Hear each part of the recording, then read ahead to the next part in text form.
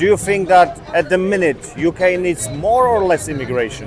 And do you think that all these people that come in through the channel are genuine refugees? 20% who aren't, they can go. Cześć, witam Was na kanale Polak w UK. Witam Was w kolejnym odcinku z serii, w której jeździmy po całej Anglii i pokazujemy Wam, jak wyglądają protesty, które zaczęły się znowu po wydarzeniach w Epping. Mówię znowu, ponieważ rok temu przewalała się przez ten kraj ogromna fala protestów. Teraz wygląda to nieco inaczej. Chodźcie ze mną, pokażę Wam, co dzieje się w Wielkiej Brytanii. And I think that's what that would be. So, you know, there are plenty of people around here that you know, are well to the left of me, and there's one or two that's slightly to the right. But the main thing that's a concern is history.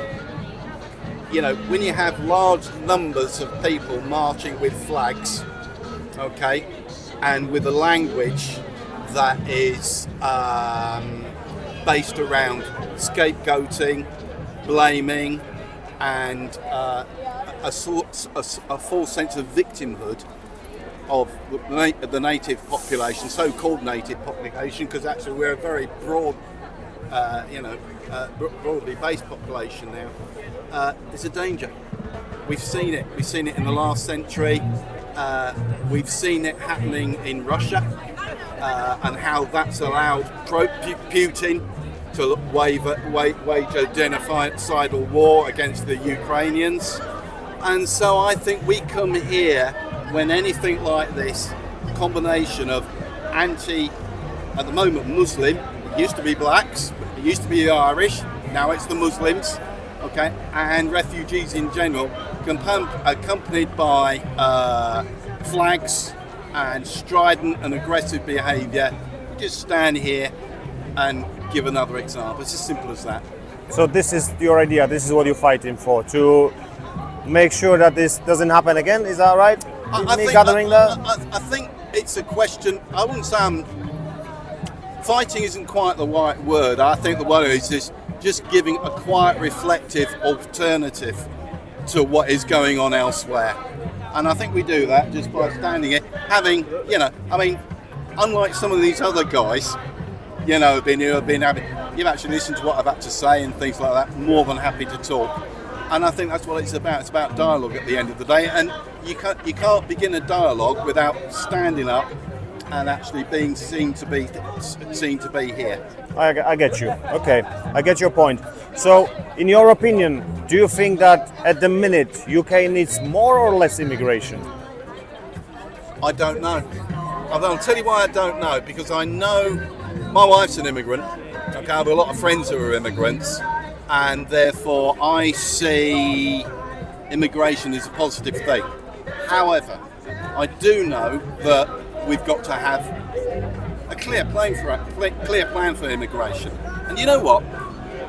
Politicians in this country, of both the left and the right, perpetrate a great fraud. Because what they do is they turn around to people and they say, we need to have an honest conversation about immigration.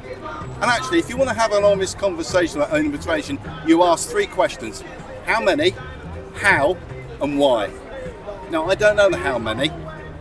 The how I'm quite clear about. I don't want people coming here in boats endangering their lives.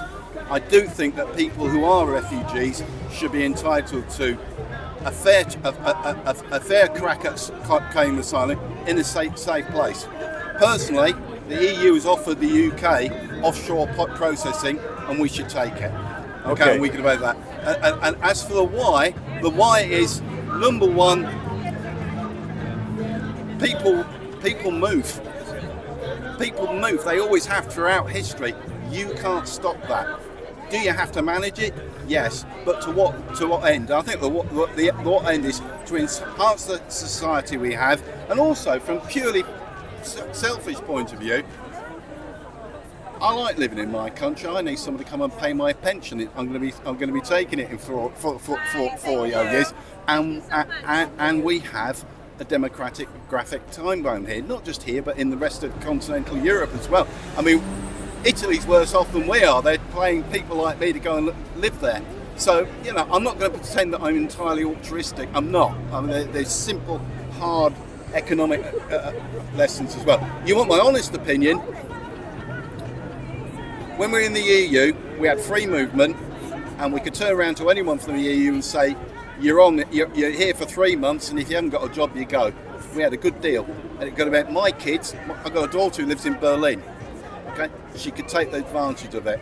I'd bring it back now, and the people who voted against it are even more unhappy with what they've got now than what they had there. Because you know why? Some people are never happy when it comes to immigration. But I'll come back to my point before. Anyone who wants to talk to you about immigration who doesn't answer these three or ask these questions or attempt to, how many, how, and why, is pulling the wool over your eye. And you say that you don't know about how many, and regarding that, do you think that this country have this under control? I think that we have got, there's a perception, and an understandable perception, that if you've got people coming across the water in an uncontrolled manner, it creates a perception in people's mind that there isn't control. And we can't have that. And we can't have it for the sake of them, we can't have it for the sake of the population here, because it creates unrest. And there are people, not a million miles from us, who will take that and exaggerate it and make it into something that's going to turn people off all immigrants. You know, but what I would say is, you try getting into, did you just come across? You know what it's like. You don't get into this country apart from, after we left the EU, by the way, it was even harder. Okay, it's not easy to get into this country. It's a lot harder than it was, say, 35 years ago. When this is my wife, Australia, she's from Nicaragua, and when we came to England, I turned up. I studied for a year. She washed bottles in and cleaned and stuff like that. I became a teacher. She got a British passport within 7 years. Now, I couldn't have brought her here until I'd been teaching for 3 or 4 years and earning a certain amount of money. So, yeah, there's control. I think that we've probably gone a little bit too far. And do you think that all these people that come in through the channel are genuine refugees? Well, 75 to 80% of them get their claims heard and are adjudicated as being genuine refugees. So I'm going to go with, you know, what government, Home Office, under both political parties, mainly a Conservative party that's turned round. I don't vote Conservative, but I trust the honesty of civil servants, and don't you say think that most of those probably are, and the 20% who aren't, they can go.